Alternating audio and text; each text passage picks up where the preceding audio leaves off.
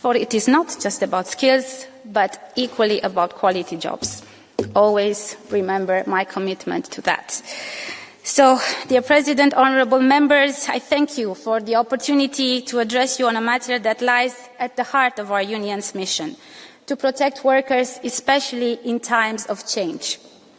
Restructuring in our industries is the reality of a dynamic, competitive economy, especially in a time of rapid transformations. It can drive innovation, productivity, it can secure Europe's place as a global leader.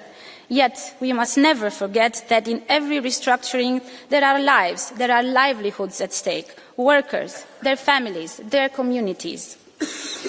The European Union was built on a promise of solidarity, of fairness, of opportunity for all. If restructuring comes at the cost of jobs, of workers' rights, or dignity at work, then it can endanger that promise, it can endanger our social model.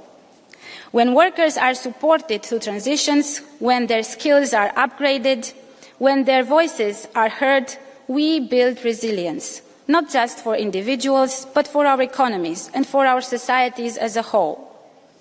If restructuring processes are poorly managed, we risk having more inequality, less trust, more discontent that threatens our democracies.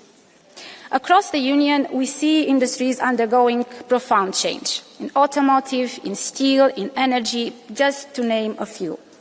Thousands of manufacturing jobs are being impacted. We cannot simply react. We must anticipate. Allow me to outline a few areas for action. First, that we need stronger social protection mechanisms. Workers in transition should be able to negotiate short-time work arrangements or have access to adequate unemployment benefits. Restructuring processes should be managed and anticipated to guarantee a just transition. Reinforcing collective bargaining and social dialogue, as well as promoting employee involvement and workers and their representatives' right to information, consultation and participation, these are key for an inclusive adaptation to the upcoming changes in the European labour market. Also, we must invest in skills as the backbone of resilience. It was mentioned before. The green and digital transitions, they are not threats to jobs. They can be opportunities, but only if we equip our workforce to really seize them. This is one of the pillars of the Union of Skills. And one of our proposals is to introduce a skills guarantee to support companies hiring or training people that are at risk of being laid off. Every worker facing redundancy should have a clear pathway to a quality and secure job. For all this and beyond, the Commission will engage with social partners to present a quality jobs roadmap by the end of this year.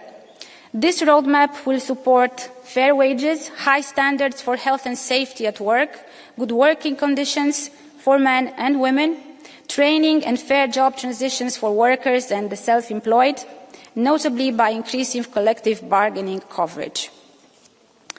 Honourable members, we all know the cost of inaction is far greater than the cost of ambition. If we fail to act, we risk a two-speed Europe, one where some prosper amid change, while others are left to fend for themselves. That is not the Union I believe in, nor the one you have fought to build. This Parliament has a critical role to play. Together, we can turn restructuring from a moment of crisis into an opportunity for renewal. Let us send a clear message. In Europe, progress does not come at the expense of our workers. It comes with our workers and because of them. Thank you. Thank you. Thank you very much. Thank you very much, Commissioner. And the first speaker is Dennis Radke for EPP.